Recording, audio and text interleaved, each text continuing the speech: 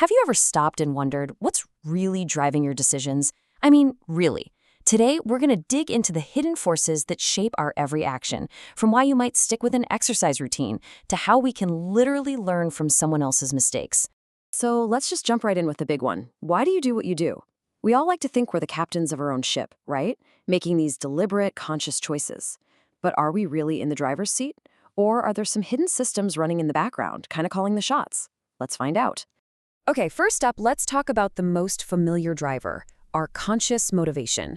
This is the why that we can actually put into words. The goals we set for ourselves and the desires we actively chase. A really powerful framework for understanding this is something called self-determination theory, or SDT.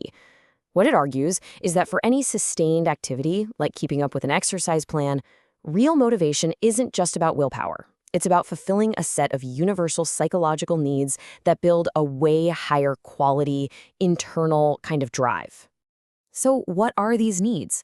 Well, according to SDT, it boils down to three key things. First, autonomy. That's the feeling of being in control, that you're the one making the choice. Second, competence, the feeling that you're actually good at what you're doing. And third, relatedness, that sense of connection to other people. When an activity checks all three of these boxes, that's when our motivation becomes deep, internal, and way, way more durable. And this balance of needs, it's absolutely critical in our relationships. When we're motivated to be responsive to a partner's needs in a healthy, balanced way, that's called communal strength, and it's great for both people. But when that motivation becomes an exclusive focus on their needs and you completely ignore your own, researchers call this unmitigated communion. It can actually tank the satisfaction for everyone involved. This is a perfect example of why that need for your own autonomy is so important. But here's the thing. Our conscious motivations, as important as they are only part of the story.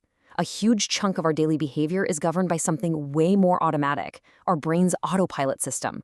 So let's pull back the curtain on the science of habits.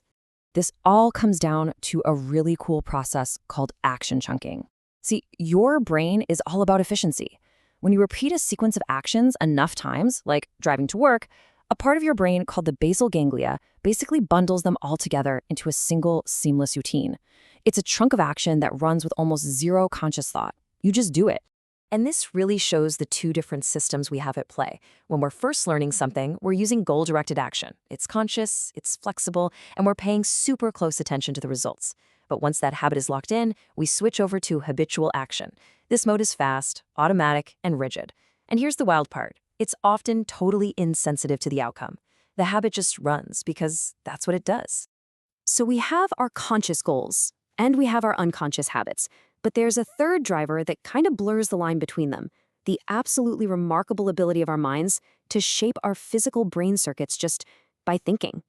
This is just fascinating stuff. Studies showed that when you simply imagine performing a movement, the motor cortex in your brain activates pretty much as if you were actually doing it. And check out this chart. It shows that the richness of that mental image really matters. Visualizing a movement in 3D creates a significantly stronger neural signal than just picturing it in 2D. Your thoughts are literally rehearsing the action, strengthening those neural pathways without you moving a single muscle. And finally, we aren't just driven by our own goals, our own habits, or our own thoughts. Our brains are deeply fundamentally wired to learn and feel by watching other people. We experience the world through them.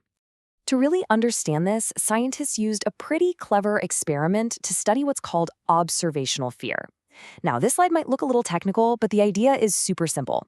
You have one mouse, the observer, who just watches another mouse, the demonstrator, experience a mild but startling little foot shock. All the while, the observer's brain is being monitored. And the results are just stunning. As you can see in these diagrams, when the observer mouse sees the other one in distress, a specific set of neurons in its brain, these shock-responding cells, they fire up. They fire in the exact same way as if it were getting the shock itself. It's a neural mirror of the other's experience. This is the biological root of empathy. Our brains are hardwired to literally feel what others feel. So as we've seen, this idea of control isn't a single switch you can just flip on or off. It's really a dynamic interplay, a constant dance between all these powerful systems, some of them conscious and a whole lot of them running far, far below the surface. So let's just lay it all out. Think of this as your personal control panel. Your behavior is shaped by at least these four key drivers. You've got your conscious motivation, which is all about your psychological needs. You have your autopilot, running those super efficient habits. You've got the simulator, practicing actions in your mind's eye. And you have the mirror, allowing you to learn and feel from the experiences of everyone around you. Understanding these drivers doesn't take away your free will. If anything, it hands you the instruction manual. By recognizing whether a behavior is coming from a deep need, a mindless habit, a mental rehearsal, or something you picked up from someone else, you gain a whole new level of insight. So the real question is, now that you know what's pulling the strings, which ones are you going to choose to pull?